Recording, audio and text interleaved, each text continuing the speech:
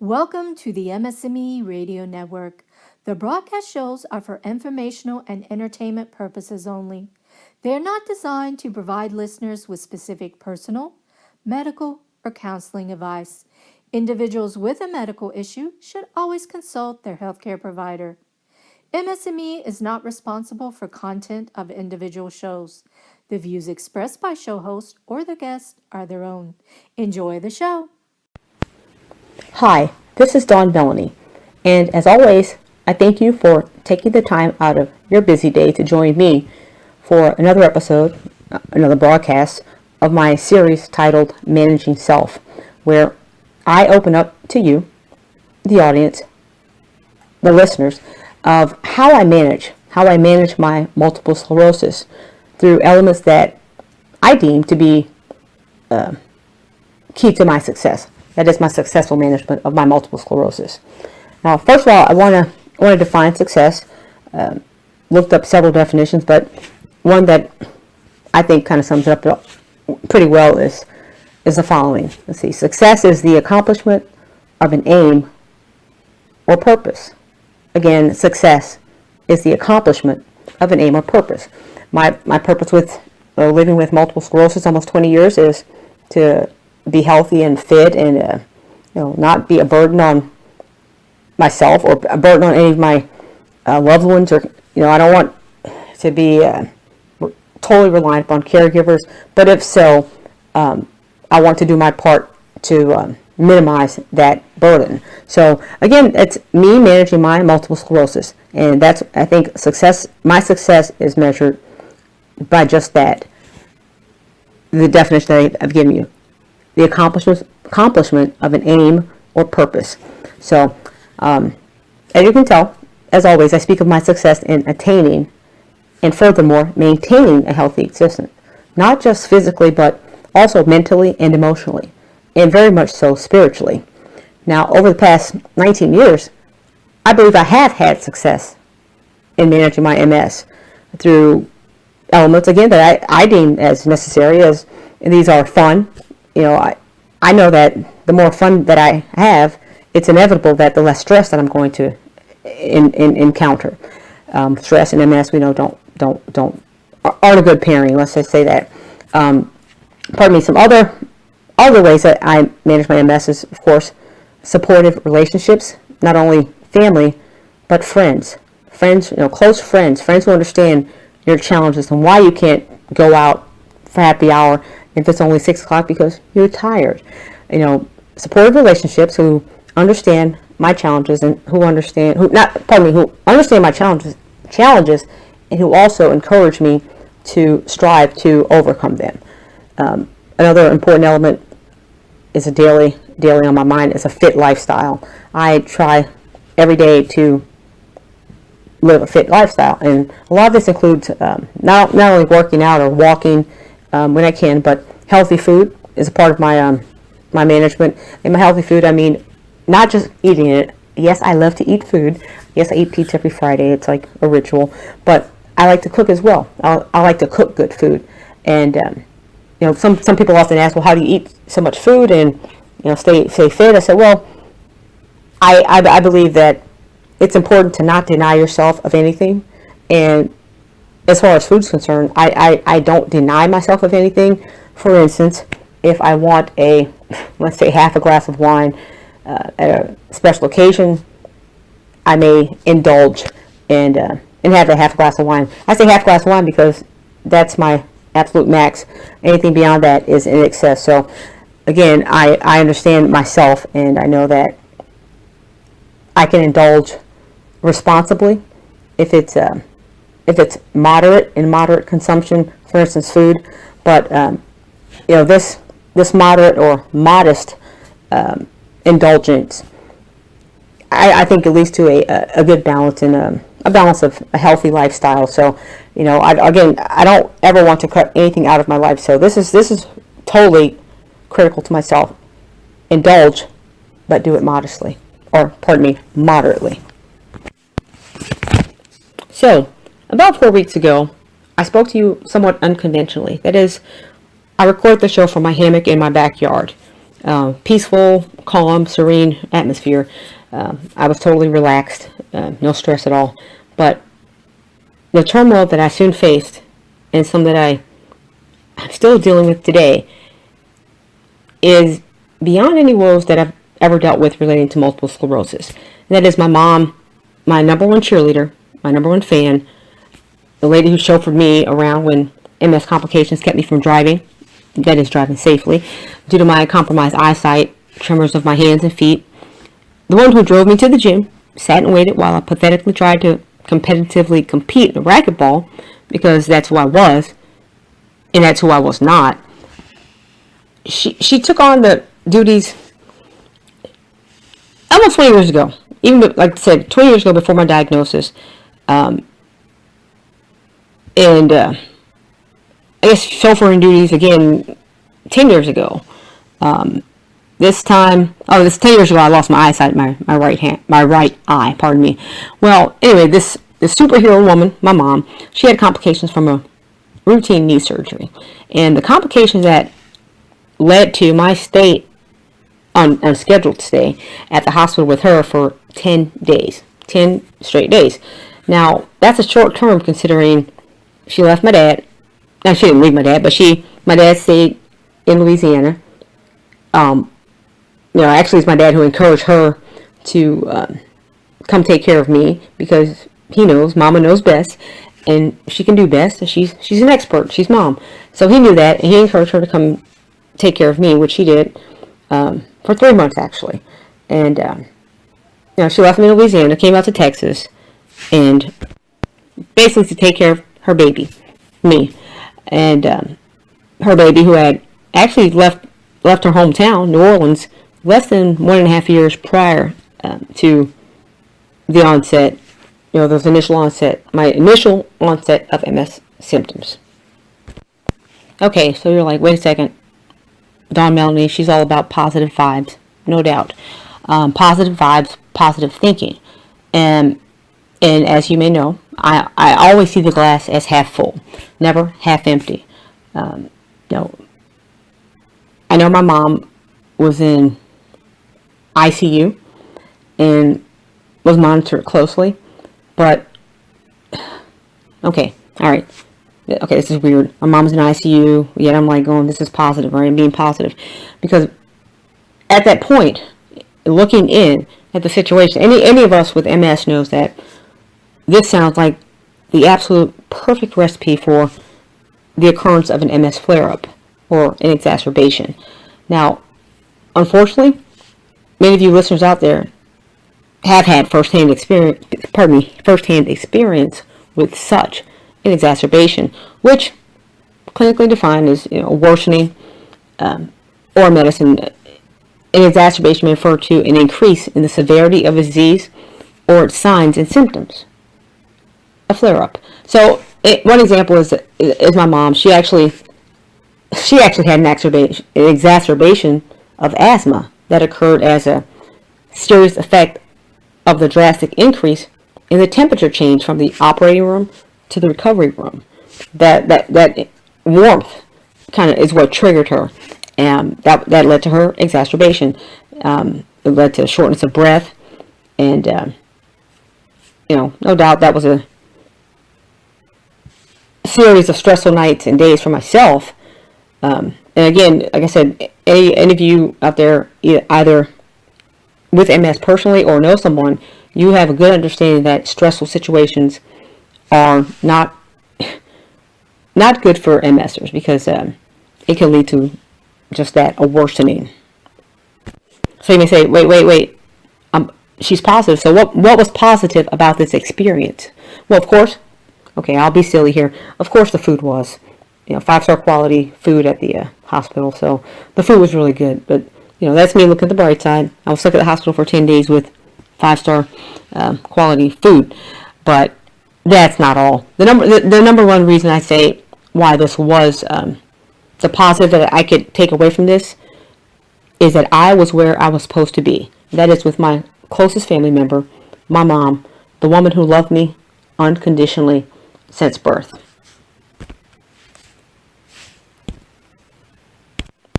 Anyway, I guess that's pretty much has passed.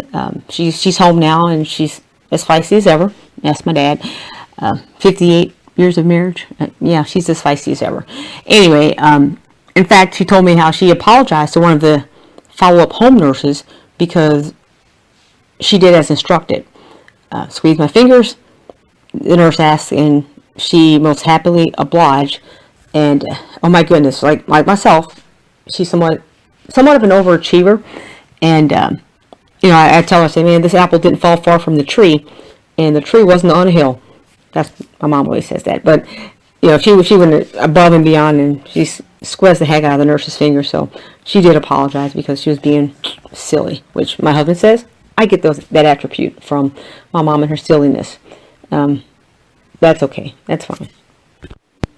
Silly, loyal, faithful, all attributes I consider that I do possess. And a large part of that is because of my mom. Now, I was talking about success, my successful management of multiple sclerosis, mine, and I went through, I guess, a turbulent time, a stressful situation, potentially stressful, potentially harmful to my well-being with MS, but the success that I'd soon be faced with, actually, unfortunately, was not my own. This said success was actually a severe blow to my heart, and no, it was not my mom. The blow was so forceful that it actually wiped the smile off of my face. Dawn Melanie without a smile. Imagine that. No, I don't want to imagine that. I don't want to remember that. But it is true. It was true. And until I stopped to think. No, I didn't say until I stopped to speak. Understand. I understand that I did say a lot. And looking back, I have to ask myself, was it needed? What I said was it needed to be said? No, I did feel some a bit of betrayal, deception, and almost emotionally battered. But I'm able to move on. Why? Because I have to, and that's why I said this is me opening up to my audience how Dawn Melanie manages her MS, her multiple sclerosis. Difficult time with my mom in the hospital. Like I said, 10 days unplanned. I have to keep my cool so that I don't, as a reaction, have my own worsening of my symptoms, my MS symptoms, due to the stress on my system. So that was me trying to control me there and control my emotions and things like that.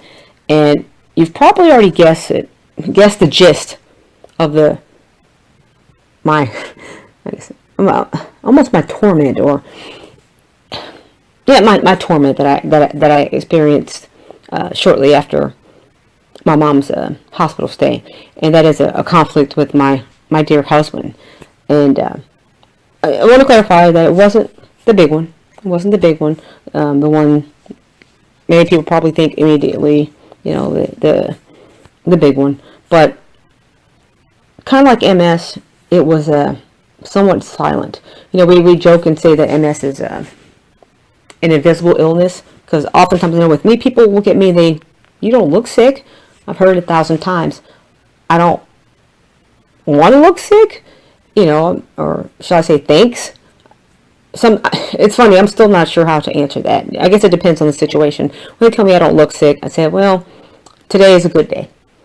Each day is different. And I've been married to my husband, I guess, 24 months now, and I'm learning every day is different. And I understand when my older friends who've been married much longer, 50 plus years, when they say that every day is a new day, every day is a challenge, and every day you have to celebrate your love, and you have to work on it, and not just one party but both parties. So I understand that, and like I said, it was a conflict, not the big one, but I just wanted to let you guys know that I'm not Superwoman, and that I thought I would share with you that this is an example of me facing something difficult in my life and how could I deal with it. Marriage.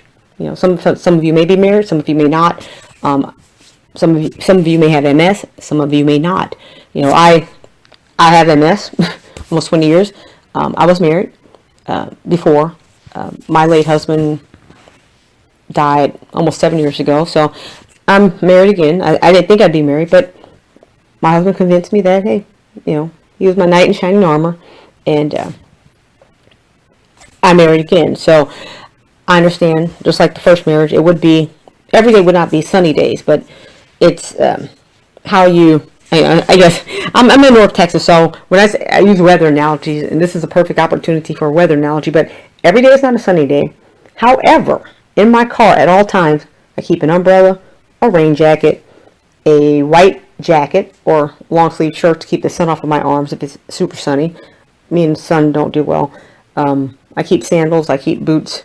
I keep pretty much everything for the weather because if it changes, from any given hour of the day, I like to be prepared. So just want to say this is Dawn Melanie opening up to you, my listeners, that I was faced with a difficult scenario, and I am working on moving on so that I can be the best person that I am, because that's me. Not a great racquetball player, try to be, but whatever I do, I want to do it well and give it my all. So that was me. I think that's an aside, but I'll take it. So when all of this is said and done, just like, when my MS is done, gosh, I'm being facetious, of course.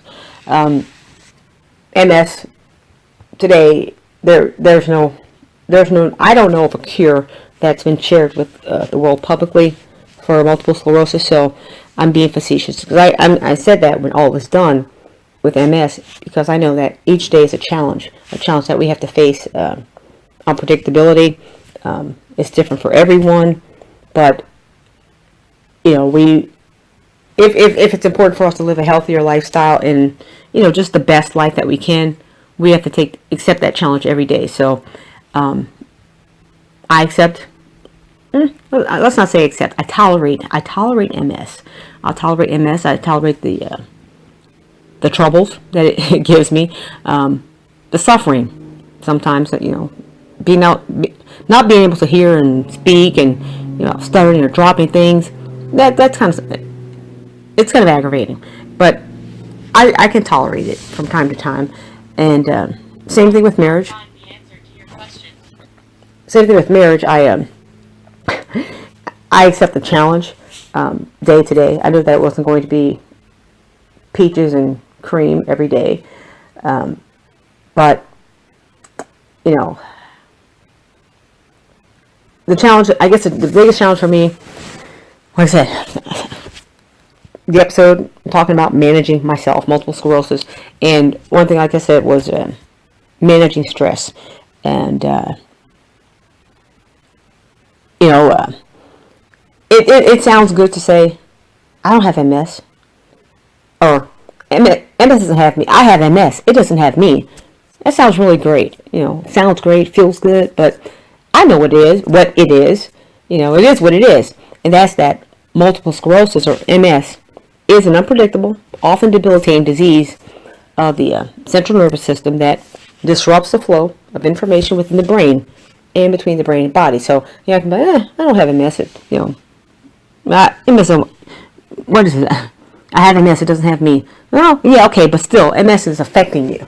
It affects me day to day. And sometimes I have no idea how it's going to affect me. So what I'm saying is, I don't use the word accept, but I'll tolerate it.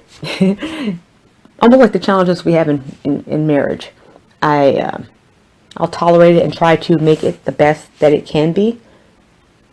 I'll tolerate it and make it the best, and pray for the best, and do what I can to make it the best that I can be. I'll never be able to do the hotter than hell bike ride here in Texas because, well, not that I can't physically ride that much on a bicycle. That's simple. It's a piece of cake. However, with MS affecting my brain, or my flow of information with the brain, the heat gets me to where I would have crazy intentional tremors on my right side, and everything else. I'd probably get tired. Who knows? I may even pass out, which I've never done, but I know that that is an issue. So I tolerate these challenges, and I pray that I can move on from them and learn from the past experiences.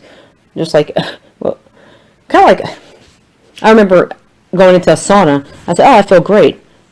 10 minutes was my limit.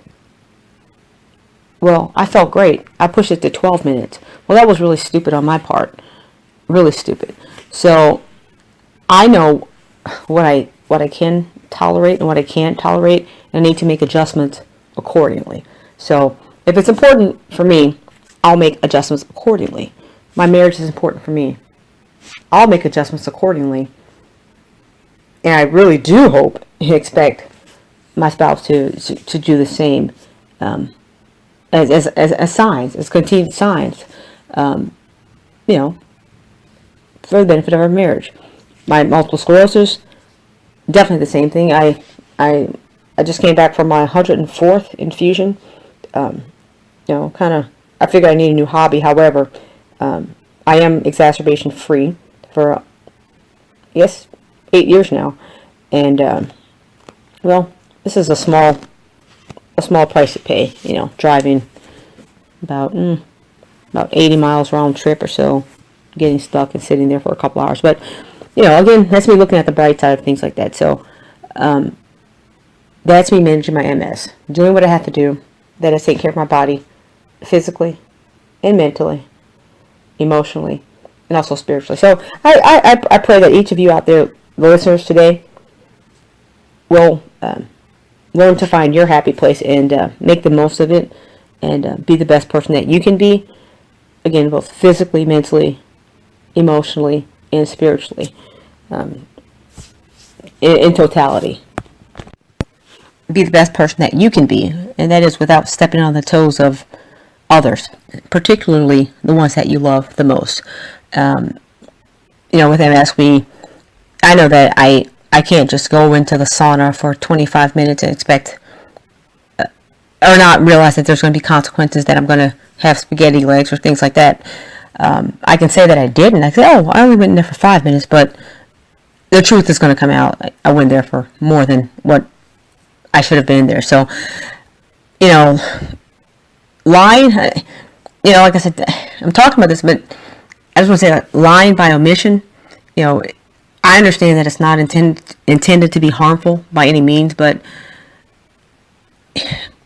it's often thought it's an action undertaken basically to spare the recipient pain, or actually to spare the doer who's delivering the omission. It's to spare them pain or embarrassment, but know that it can still be detrimental, particularly on a relationship. And like I said, I'm talking about this as far as MS is concerned, because I know that stressful elements of a relationship are not in my favor. Because even if the damage isn't immediate, from the omission of the truth, the information is going to eventually surface. And I know that the fallout, the subsequent fallout from this omission can actually cause more damage, more problems than would have if that information had been shared immediately, or at least earlier than its revelation, and the accountability had been taken by the person who is sharing it. Everything that I do or that I don't do, if it's important to me, the consequences, if it's important to me, I think. And I encourage you all to do the same.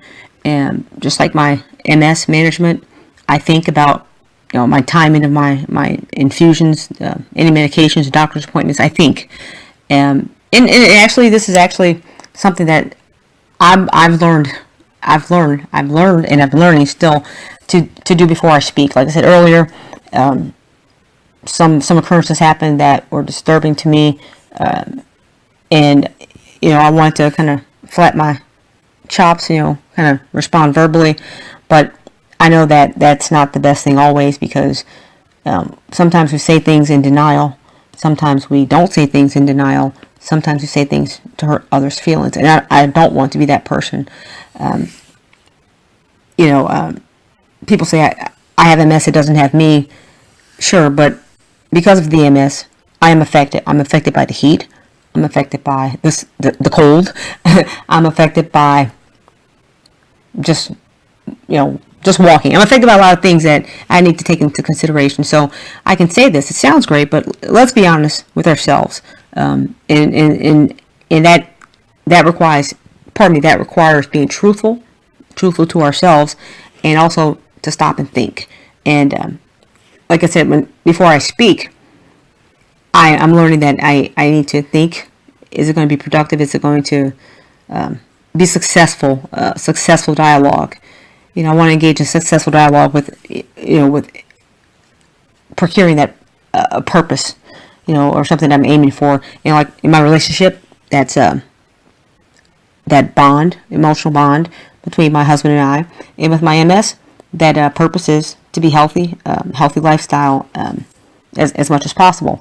But when I say before I talk, there's an acronym, and a friend of mine kind of introduced me to this just a few days ago, and I thought it was pretty interesting. I'll share it with you. You may have seen it yourselves, but the acronym is THINK. Before we say anything, particularly in an argument or a heated discussion, if we say something, let's make sure that we're saying something that is true. True, and that true, straight up true, and not omitting anything like that, but true. The other thing, is it helpful? Is it really helping to get us to a resolution, a proper resolution? A proper resolution doesn't mean a happy resolution, but a resolution to address the issue. So let's if something comes out of our mouths, let's strive to be truthful, helpful to the hope for outcome, and also, is it inspiring? Like I said, I know, and I told my husband this. I'm like, going, okay. I'm sure I didn't say it too well the first time around, but I understand that embarrassing situations are just that, and I want to be encouraging, that he can be open and share with me anything. I don't want to. Like I said, I don't want to be the mean person, or the callous person. I want him to know that he can come to me because I'm his wife, and those are the vows we made, vows we took, and promised God and each other. So really, these are just tough times that we need to get through. So if something comes out of your mouth, particularly in heated discussion, hopefully it can be something that can be inspiring to the other party. And also, is it necessary? Timing is everything, but is it truly necessary that you address that item, that place, that time? Consider that before the words come out of your mouth. The other one, real simple. Is it kind? Kind. And again, you're in heated discussion, and you're probably not thinking of being kind, but that's necessary to be kind. My mom always said you can get more flies with honey than you can with vinegar. She's right. Be kind. So again, like I said, this is something that I'm learning every day, and me kind of stopping, slowing down, and thinking more is helping me to even manage my multiple sclerosis, managing my personal relationship with my husband. But in effect, that is helping me manage my multiple sclerosis, because again, less stress, less life. That's what I strive for each day. I don't believe there's a stress-free life, but hopefully I have a stress-less life and a happier existence with dealing with multiple sclerosis. So I thank you again for joining me. This is Dawn Melanie, and hopefully you'll join me for my next show. Thank you.